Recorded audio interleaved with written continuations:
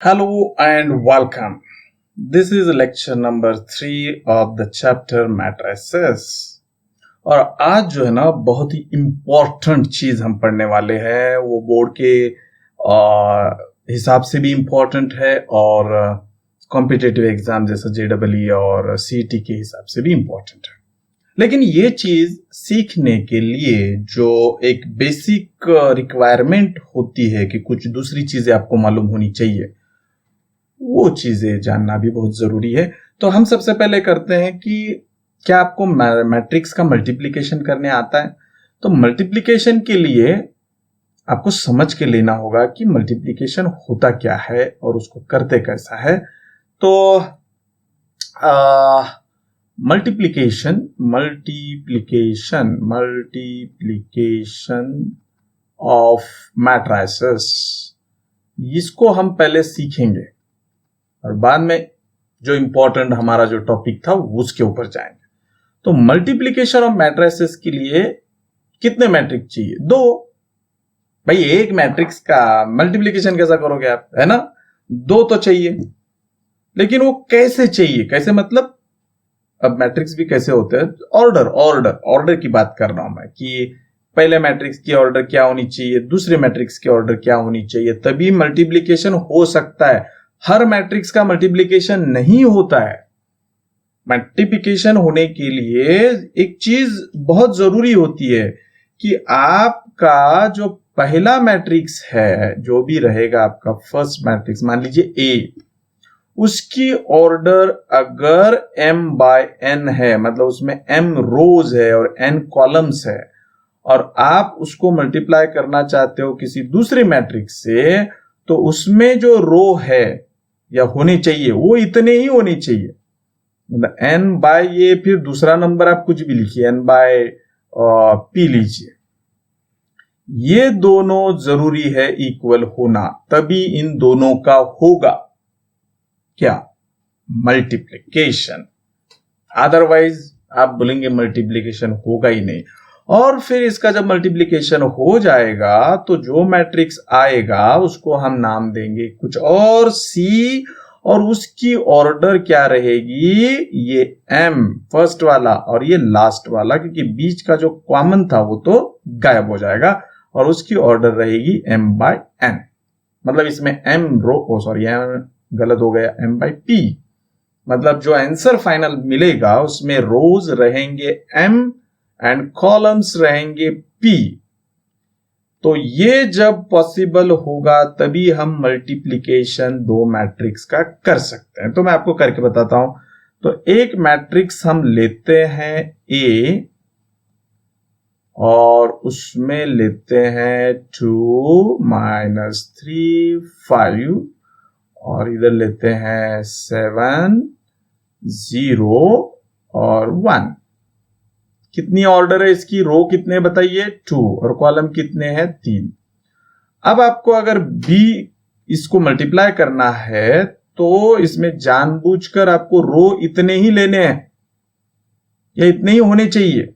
इसमें कॉलम कितने हैं? 3, तो इसमें रो जो है वो 3 होने चाहिए, कॉलम आपकी मर्जी कितने भी लीजिए, रो 3 होने चाहिए। तो मैं ले लेता हूं 1 0 2 4।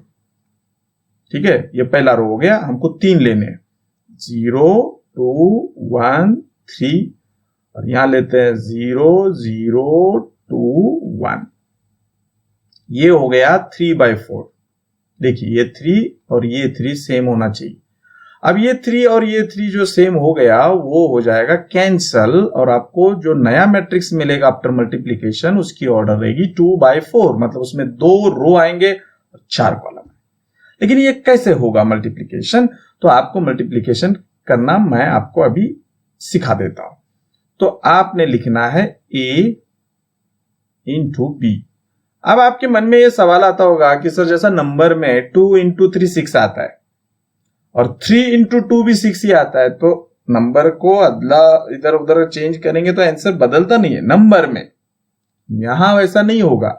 यहां आपको A पहले रखना होगा, B दूसरे पोजीशन पे रखना होगा। आपने गलती से B पहले पे लिया, ये पहले पे लिया, तो इसमें कॉलम है 4, तो इसको जो अगला मैट्रिक्स रहेगा उसमें रोज रहने चाहिए 4, और आपके ए में 4 रो नहीं है, इसलिए उनका मल्टीप्लीकेशन नहीं होगा। मतलब इसमें बी इंटू ए आप फाइंड आउट नहीं कर सकते, क्योंकि बी पहला मैट्रिक्स है, उसमें नंबर ऑफ कॉलम 4 है, तो ए में नंबर ऑफ रोज 4 होने चाहिए, लेकिन यहां 2 है, इसलिए ये मल्टीप्लीकेशन होगा नहीं। इसलिए in general A B is always not equal to B A. ये मैट्रिक्स की खास बात है जो नंबरों से थोड़ा सा हटके है। नंबरों में इक्वल आता है, 3 इंटू 2 भी 6, 3 इंटू 2 भी 6, 2 इंटू 3 भी 6, लेकिन यहां ऐसा होगा नहीं। हो भी सकता है, but in general it is not true. Got the point? Okay, अब हम इसको ए को लिखते हैं। पहले ए क्या है देख के लिखेंगे, 2 माइनस 3 5, ओके 7 0 1। वाह, मजा आता है ऐसा देख के लिखने में। इनटू, अब आप बी लिखेंगे, बी है 1 0 2 4, ओके 0 2 1 3, 0 0 2 1 लिख दिया। अब इसका आंसर आएगा। अब आंसर आप पहले से ही प्रेडिक्ट कर रहे हो, क्योंकि आपके आंसर में 2 रो आने वाले हैं, तो 2 रो आने वाले हैं, तो 2 रो बैठेंगे इतना, आप ऐसा स्ट्रक्चर निकाल लीजिए। और कॉलम कितने आएंगे? 4, तो इधर का हम निकालेंगे नहीं, बाद में निकालेंगे। तो सबसे पहले आप क्या करेंगे, पहले मैट्रिक्स की क्या लेंगे? रो लेंगे। पहली रो ये आप सिलेक्ट करो, और आप दूसरे का कॉलम सिलेक्ट करो। पहले का रो, दूसरे का कॉलम। इसमें भी 3 एलिमेंट है, इसमें भी 3 एलिमेंट है। ये आड़े लिखे हुए हैं, हॉरिजॉन्टल, और ये वर्टिकल है, इतना ही फर्क है। तो इसका और इसका मल्टीप्लीकेशन होगा, और वो कैसे होगा? पहले को पहला मल्टीप्लीकेशन, दूसरे को दूसरा मल्टीप्लीकेशन, तीसरे को तीसरा मल्टीप्लीकेशन। मतलब पहले को पहला, मतलब 2 इंटू 1 2, यहां लिखिए 2। दूसरे को दूसरा, मतलब -3 इंटू 0 0, इसमें ऐड करना है।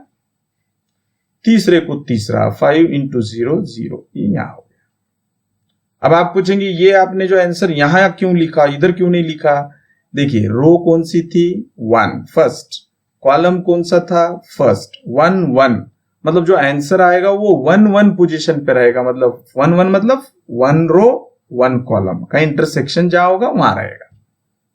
अब आप सेम रो लेंगे और दूसरा कॉलम लेंगे, आप ये कॉलम लेंगे, रो वही रखेंगे। पहले को पहला, 2 इंटू 0 0 आएगा। दूसरे को दूसरा, -3 इंटू 2 -6, उसमें ऐड करना है। तीसरे को तीसरा, 5 इंटू 0 0, यहां आएगा। अब आपने पूछा कि ये यहां क्यों लिखा, यहां क्यों नहीं लिखा? रो कौन सी है? 1, तो आपका आंसर भी फर्स्ट रो में आएगा। और कॉलम कौन सा था? सेकंड। तो फर्स्ट रो सेकंड कॉलम जहां है, जिस जगह पे, वहां आपको ये आंसर लिखना है। अब आप लेंगे तीसरा रो वही है, तीसरा कॉलम लेंगे, सॉरी कॉलम। पहले को पहला, दैट इज 4, दूसरे को दूसरा, दैट इज -3, तीसरे को तीसरा, मतलब +10, ये यहां आएगा। अब लेंगे आप लास्ट कॉलम। पहले को पहला, मतलब ये आड़ा है, ये खड़ा है, पहले को पहला, दैट इज 8, दूसरे को दूसरा, तो दूसरा -3 और ये 3 -9, तीसरे को तीसरा +5। तो यहां आप ये मैट्रिक्स कंप्लीट कर सकते हैं। अब आपको सेकंड रो लिखना है। अब आपको सेकंड रो के लिए आपको लेना होगा फर्स्ट मैट्रिक्स का सेकंड रो। अब ये लेना है और कॉलम वही लेने हैं। तो अब ये रो, और अब हम लेंगे ये अगेन कॉलम। तो पहले को पहला 7, दूसरे को दूसरा 0 इंटू 0 0, तीसरे को तीसरा, दैट इज 1 इंटू 0 0। फिर रो वही रखेंगे। अब हम लेंगे अगला कॉलम नंबर 2। तो पहले को पहला 0, 7 इंटू 0 0, दूसरे को दूसरा 0 इंटू 2 0, तीसरे को तीसरा 1 इंटू 0 0, सारे 0 हो गए। अब आप लेंगे तीसरा कॉलम, रो वही, पहले को पहला 14, प्लस दूसरे को दूसरा 0, 0 से मल्टीप्लाई 1 को हो गया 0, तीसरे को तीसरा 2, तो यहां आ जाएगा 2। अब आप लेंगे फोर्थ कॉलम दूसरे मैट्रिक्स का, तो पहले को पहला 7 4 28, दूसरे को दूसरा 0 into 3 0, और तीसरे को तीसरा मतलब 1 into 1 1। तो इस तरीके से आपको मल्टीप्लीकेशन करना है। अब एडिशन करके इसका फाइनल आंसर आप आराम से लिख सकते हो। तो आपका जो आंसर है वो आंसर आएगा it is equal to 2 + 0 + 0 2। Calculator की जरूरत नहीं है भाई, ये बड़ा सिंपल एडिशन है, सिंपल कर लो। 0 - 6 0 दैट इज -6, और ये हो जाएगा 4 - 3 1 1 + 10 11, -3 था, सॉरी -6 था, ओके। और 8 - 9 -1 -1 + 5, बोलो कितना आता है? -1 + 5 4। ये हो गया आपका पहला रो। दूसरा रो 7 + 0 + 0 दैट इज 7, 0 0 0 का एडिशन 0, 14 + 0 14 + 2 16, और ये आ जाएगा 28 + 0 28 + 1 9 29। तो ये रहेगा आपका A × B का आंसर। तो इस तरीके से आपको मैट्रिक्स का मल्टीप्लिकेशन करना है, समझे? अब जो अगली चीज आपको समझना बहुत जरूरी है वो चीज है व्हाट इज आइडेंटिटी और व्हाट इज आइडेंटिटी मैट्रिक्स। तो आइडेंटिटी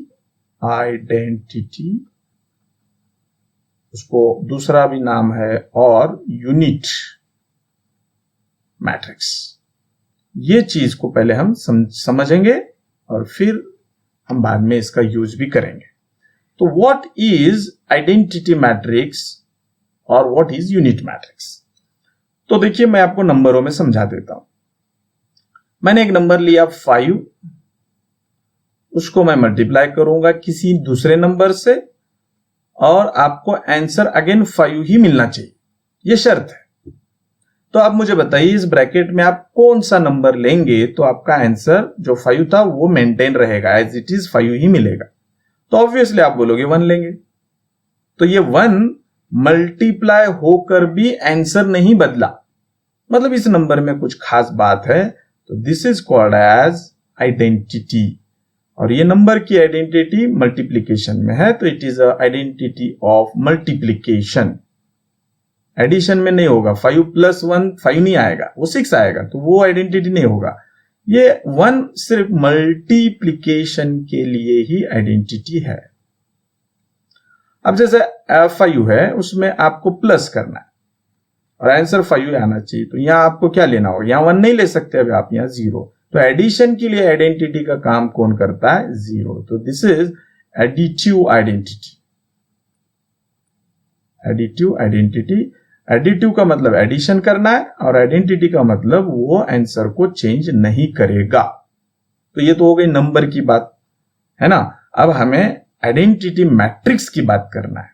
तो हमें एक मैट्रिक्स दिया जाएगा, मान लीजिए मैट्रिक्स है 2 3 7 5, ये एक मैट्रिक्स है। इसको हम दूसरे मैट्रिक्स से मल्टीप्लाई करेंगे 2/2 वाले से ही, और इसका आंसर जो है हमें वही मिलना चाहिए जो ओरिजिनल मैट्रिक्स था। मतलब ये मैट्रिक्स मल्टीप्लाई होकर भी इसको चेंज नहीं करेगा, तो ये क्या हो जाएगा? ये तो ऐसे ही हो रहा है ना, तो ये हो जाएगा आइडेंटिटी मैट्रिक्स। और वो मैट्रिक्स रहता है, ये 2/2 है तो ये भी 2/2 रहेगा, पहला एलिमेंट 1 बाकी सब 0, दूसरा एलिमेंट 1 बाकी सब 0। तो यही मैट्रिक्स है जो आइडेंटिटी का काम करेगा। आपको यकीन नहीं आता, आप इसका मल्टीप्लिकेशन करके देखिए। तो identity matrix are always denoted by capital I। अगर इसका ऑर्डर 2/2 रहेगा या 2/2 लेना है तो आप 1 0 0 1 ये आइडेंटिटी मैट्रिक्स ले सकते हो। अगर आइडेंटिटी मैट्रिक्स का ऑर्डर आपको 3/3 लेना है तो आप उसमें 3 रो 3 कॉलम निकालेंगे। पहली रो में 1 लेंगे बाकी 0, दूसरे रो में 1 लेंगे दूसरा एलिमेंट बाकी 0, तीसरे रो में तीसरा एलिमेंट 1 लेंगे और बचे हुए 0 लिखेंगे। ये ऐसा है। अगर आपको चौथा एलिमेंट करना है मतलब 4x4 का आइडेंटिटी मैट्रिक्स लेना है, तो फर्स्ट रो में 1, बाकी सारे 0, क्योंकि 4 कॉलम करने हैं। दूसरे में दूसरा एलिमेंट 1, बाकी सारे 0। तीसरे में तीसरा एलिमेंट 1, बाकी सारे 0। और चौथे में चौथा एलिमेंट 1, बाकी सारे 0। इस तरीके से आप आइडेंटिटी मैट्रिक्स 4x4 का भी लिख सकते हो। तो व्हाट इज आइडेंटिटी मैट्रिक्स? तो ये दिखने में ऐसा दिखेगा और ये ऐसा काम करेगा कि जो किसी दूसरे मैट्रिक्स को मल्टीप्लाई होगा, लेकिन वो मैट्रिक्स का आंसर वो नहीं चेंज करेगा। That's why we are calling this matrix as a identity matrix और यूनिट मैट्रिक्स। ठीक है, अब हम आगे देखने वाले हैं व्हाट इज इनवर्स। अब इनवर्स का क्या कंसेप्ट है मैं आपको बता देता हूं। इनवर्स का कंसेप्ट सीखेंगे पहले, इनवर्स मैट्रिक्स। तो मैं पहले आपको कंसेप्ट समझाता हूं नंबरों में कि नंबर में इनवर्स कैसे होते हैं, और फिर उसी को लेकर हम मैट्रिक्स का इनवर्स फाइंड आउट करेंगे। ठीक है, अब लीजिए यहां लेते हैं हम 5, मल्टीप्लाई कर लेते हैं, और मल्टीप्लीकेशन है तो मल्टीप्लीकेशन की आइडेंटिटी 1 है, तो मैं इधर 1 लिख देता हूं। तो मुझे अब यहां एक नंबर लेना होगा जो इसके साथ मल्टीप्लाई होकर मुझे आइडेंटिटी देगा। आइडेंटिटी है ना 1 मल्टीप्लीकेशन की, तो आपको लेना होगा वो नंबर 1/5। तो जो नंबर इस नंबर को मल्टीप्लाई होकर आइडेंटिटी देता है वो नंबर को आप इनवर्स बोलेंगे। तो 1/5 इज इनवर्स ऑफ 5, लेकिन विथ रिस्पेक्ट टू अपना नंबरों वाला मल्टीप्लीकेशन। ये जरूरी है, ऑपरेशन चेंज होगा तो वो इनवर्स भी चेंज होगा। मान लीजिए मैंने 5 लिया, यहां प्लस लिया, अब प्लस के लिए आइडेंटिटी क्या होती है 0, तो यहां 0 लिखना पड़ेगा। तो यहां क्या लिखना पड़ेगा, तो 0 मिलेगा आपको -5। तो इसका मतलब होता है -5 is inverse of 5 with respect to कौन सा ऑपरेशन, एडिशन। ये बहुत जरूरी है। तो वैसे यहां हमने एक मैट्रिक्स लिया 2 7 3 4, ये मैट्रिक्स लिया, इसको हम दूसरे मैट्रिक्स से मल्टीप्लाई करेंगे तो हमें आइडेंटिटी मिलना चाहिए, और आइडेंटिटी है 1001। तो ये क्या होना चाहिए, व्हाट इज दिस? तो ये जो भी होगा, जो इसको मल्टीप्लाई होकर ऐसा आंसर देगा, तो वो इसका क्या रहेगा, इनवर्स। तो अगर इसको हम b बोलेंगे, इसको हम a बोलेंगे, और ये a और b का मल्टीप्लीकेशन I आ रहा है आइडेंटिटी, तो इसका मतलब है b is inverse of matrix A। तो ये ढूंढना है हमें अभी, अगला जो सेक्शन है, तो इसको बोलते हैं इनवर्स मैट्रिक्स। तो what is the your understanding about inverse matrix? Inverse matrix एक ऐसा मैट्रिक्स होता है जो ओरिजिनल मैट्रिक्स जो भी दिया जाएगा उसको जब आप मल्टीप्लाई करते हो तो उसके मल्टीप्लीकेशन का answer must be unit matrix ही आएगा या आना चाहिए।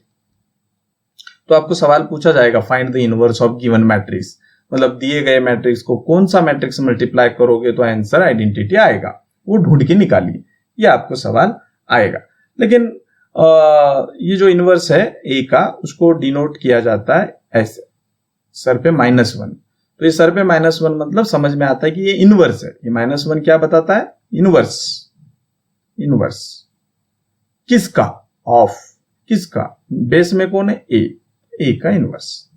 मतलब ए इंटू ए का इनवर्स हमेशा क्या मिलेगा, आइडेंटिटी। ये बात आपको याद रखना है, आप इसमें ऐसा भी लिख सकते हो, दोनों का मतलब एक ही है। यहां पर हर वक्त नहीं होता, अब कुछ देर पहले ही मैंने बोला था कि ये चेंज करेंगे तो इक्वल नहीं आता, बट यहां आता है क्योंकि दोनों का ऑर्डर सेम है, क्योंकि वो स्क्वायर मैट्रिक्स है। जब मैट्रिक्स स्क्वायर नहीं रहता है तो number of rose and number of column change होने के चांसेस रहते हैं, तो उसमें वो इक्वल नहीं आएगा। लेकिन यहां मैट्रिक्स जो है वो इनवर्स ही होना चाहिए, तभी हम उसका इनवर्स निकाल सकते हैं। स्क्वायर ही होना चाहिए, मैट्रिक्स स्क्वायर ही होना चाहिए, तभी हम उसका इनवर्स निकाल सकते हैं। इसलिए जब मैट्रिक्स स्क्वायर रहता है तो आप इनकी पोजीशन बदल सकते हो, that is the meaning. Okay, अब मुझे आपको बताना है कि डिटर्मिनेंट क्या होता है, मैट्रिक्स का डिटर्मिनेंट क्या होता है और उसको कैसे कैलकुलेट करेंगे। तो डिटर्मिनेंट, यह अलग कंसेप्ट है, डिटर्मिनेंट ऑफ मैट्रिक्स। ये हम अब चेक करेंगे डिटर्मिनेंट्स ऑफ मैट्रिक्स कैसे निकालते हैं। डिटर्मिनेंट एक्चुअली नंबर होता है।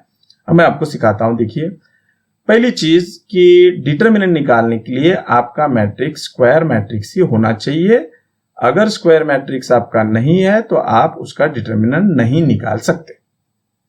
सिंपल। अब मैंने आपको एक स्क्वायर मैट्रिक्स दिया जिसका नाम A है। समझिए, यहां 5, यहां 2, यहां 3 और यहां 4 है ना। ये मैट्रिक्स का सिंबल है।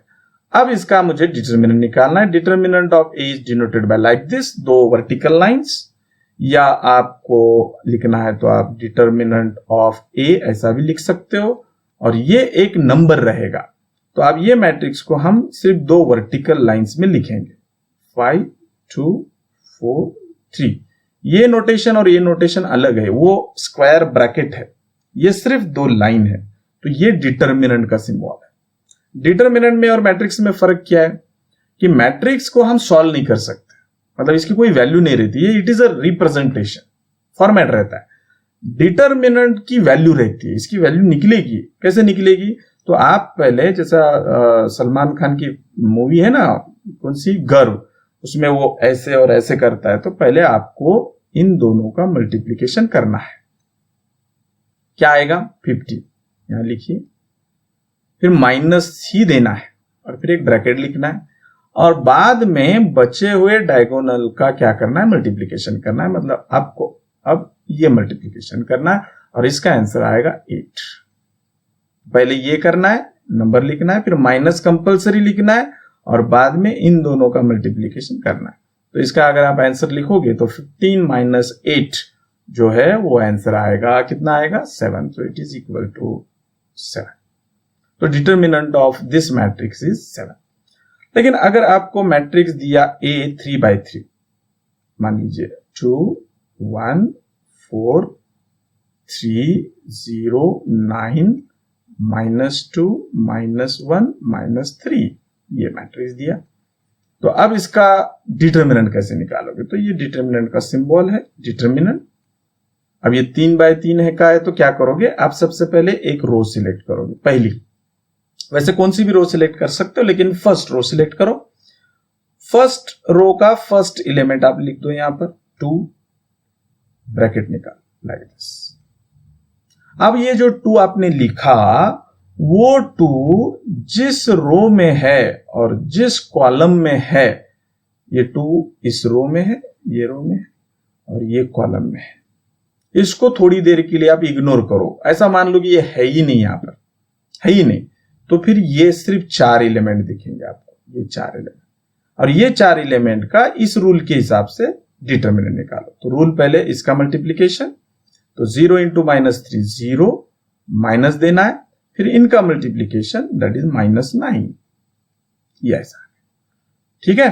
फिर आपको दूसरा एलिमेंट लेना होगा उसी रो का, ये लेना होगा, उसका साइन चेंज करना, मतलब यहां पॉजिटिव या नेगेटिव, 1 लेना है, फिर ब्रैकेट निकालना है।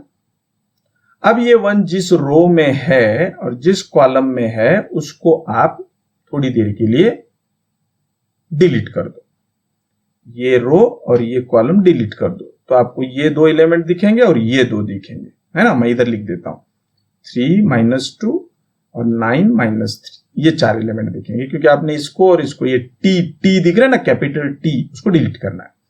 अब इसका फिर ये मल्टीप्लीकेशन होगा, दैट इज -9, माइनस दे के वापस आना है आपको, और फिर ये मल्टीप्लीकेशन करना है, दैट इज -18, -8।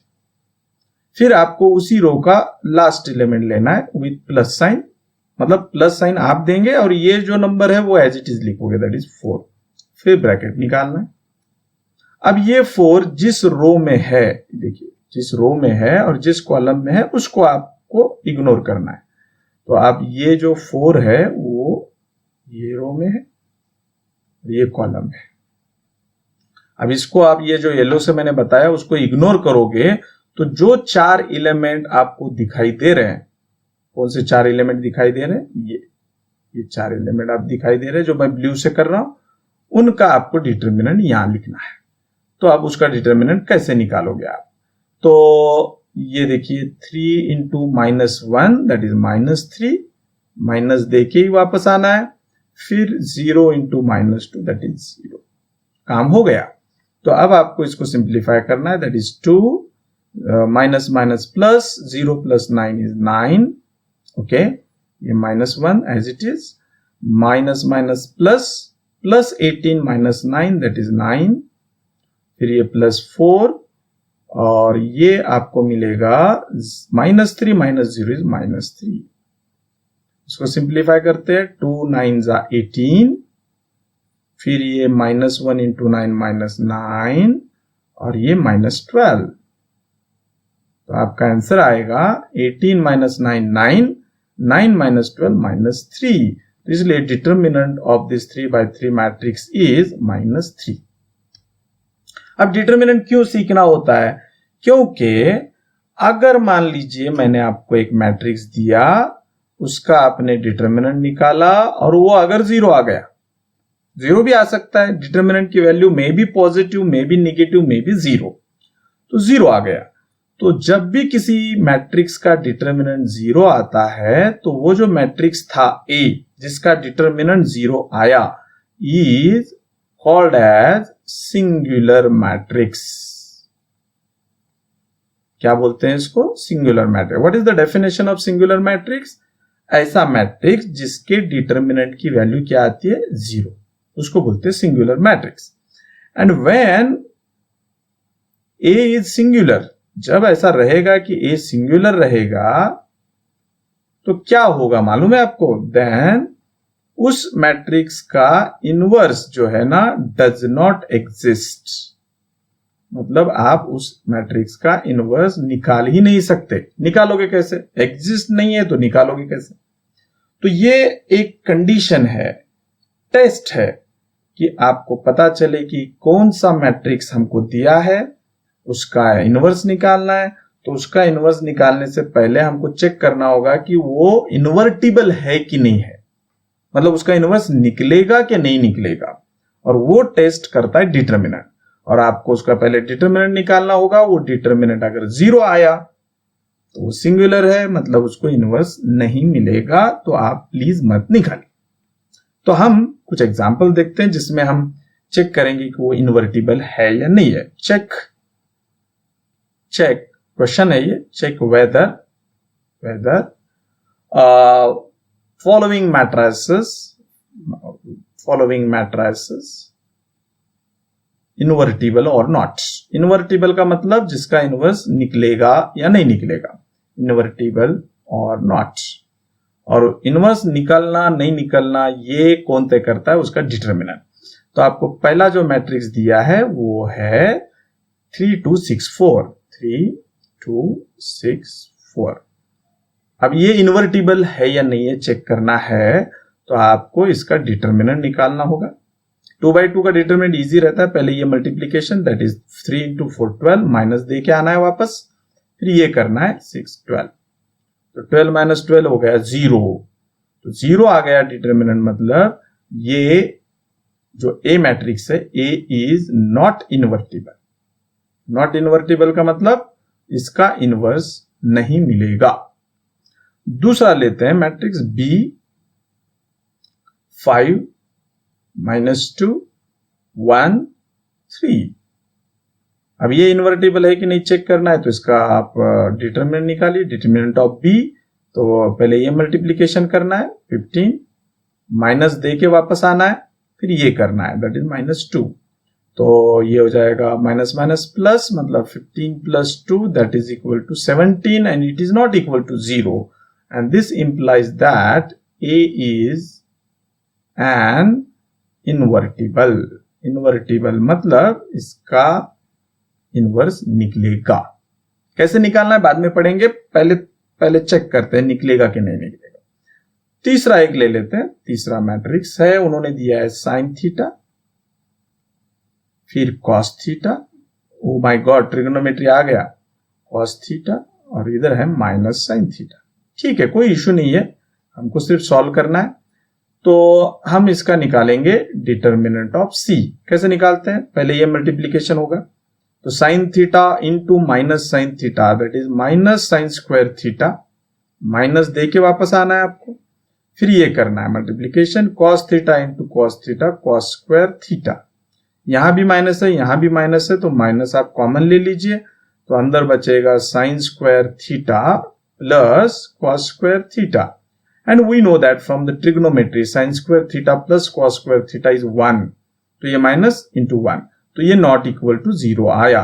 इसलिए since determinant of C is not equal to 0, this implies the matrix C is invertible. Invertible मतलब इसका भी इनवर्स निकलेगा। कैसे निकालना है we will see in the next lecture. Okay, अब मैं आपको देता हूं और एक मैट्रिक्स जिसका नाम है ए। अगेन 3x3 दे देता हूं, 1 2 3 1 3 2 और इधर है 3 2 1। अब ये इनवर्टिबल है कि नहीं है चेक करना है, तो आपको इसका डिटर्मिनेंट निकालना होगा। डिटर्मिनेंट के लिए आप पहले रो सिलेक्ट करोगे फर्स्ट, उसका पहला एलिमेंट लोगे 1, फिर ये ऐसा स्क्वायर ब्रैकेट, फिर दूसरा एलिमेंट लेंगे, उसको दूसरी टर्म को माइनस साइन ही देना है सॉल्व करते वक्त, फिर दूसरा एलिमेंट लिखोगे, फिर एक ऐसा, this is not a matrix, this is a bracket, और फिर आप उस रो का तीसरा एलिमेंट लेंगे, यहाँ plus positive negative positive like this, और फिर आपको यहाँ लिखना है ये एक ब्रैकेट। ये ब्रैकेट है, it is not a matrix. अब यहाँ मैं कुछ कैलकुलेशन करूंगा। अब ये जो 1 है वो यहाँ है, मतलब ये फर्स्ट रो और फर्स्ट कॉलम डिलीट करो आप, तो आपको ये 4 एलिमेंट दिखेंगे। अब इसका डिटरमिनेंट लेना है, 3 इंटू 1 3, माइनस दे के आना है, फिर ये 4, फिर ये 2 यहां था, तो ये जिस रो में है जिस कॉलम में है इसको आप डिलीट कर दीजिए, तो ये 4 एलिमेंट 1 3 2 1 मिलेंगे, तो 1 इंटू 1 1, माइनस दे के आना है, फिर 2 इंटू 3 6 यहां आएगा, फिर तीसरा एलिमेंट 3 जिस रो में है जिस कॉलम में है इसको आप इग्नोर करो, तो ये 4 एलिमेंट का डिटर्मिनेंट लेना है, 1 इंटू 2 2, माइनस देना है, 3 इंटू 3 9। अब इसको सिंप्लीफाई करो, तो this is 1, 3 minus 4 is minus 1, this is minus 2, 1 minus 6 is minus 5, और ये प्लस 3, 2 माइनस 9 इज माइनस 7। क्या हो गया? 1 into minus 1 minus 1, minus 2 minus 5 plus 10, और 3 इंटू माइनस 7 माइनस 21। तो ये हो गया आपका minus 1 plus 10 that is 9 minus 21, और ये हो गया आपका माइनस 12, और ये नॉट इक्वल टू 0 है, and therefore A is what? Invertible, मतलब इसका इनवर्स निकलेगा। कैसे निकालना है बाद में देखते हैं, बट निकलेगा जरूर। अगर इसका आंसर 0 आता तो हम बोलते हैं इनवर्स निकलेगा ही नहीं, तो फाइंड आउट करने की जरूरत नहीं है। तो इस लेक्चर में हमने ये सारी चीजें देखी। आप एक्सरसाइज में इसके इन्वर्टिबल के मैट्रिक्स के देख सकते हो। अगला लेक्चर जो लेक्चर नंबर 4 रहेगा उसमें हम सिखाएंगे कि अगर कोई मैट्रिक्स इन्वर्टिबल है उसका मतलब उसका इनवर्स निकलता है। अब सवाल ये खड़ा हो जाता है कि how to find the inverse of that particular matrix, वो हम देखेंगे लेक्चर नंबर 4 में। तब तक के लिए ख्याल रखिए, पढ़ते रहिए, लेक्चर सुनते रहिए, होमवर्क कीजिए, प्रैक्टिस कीजिए। Bye bye.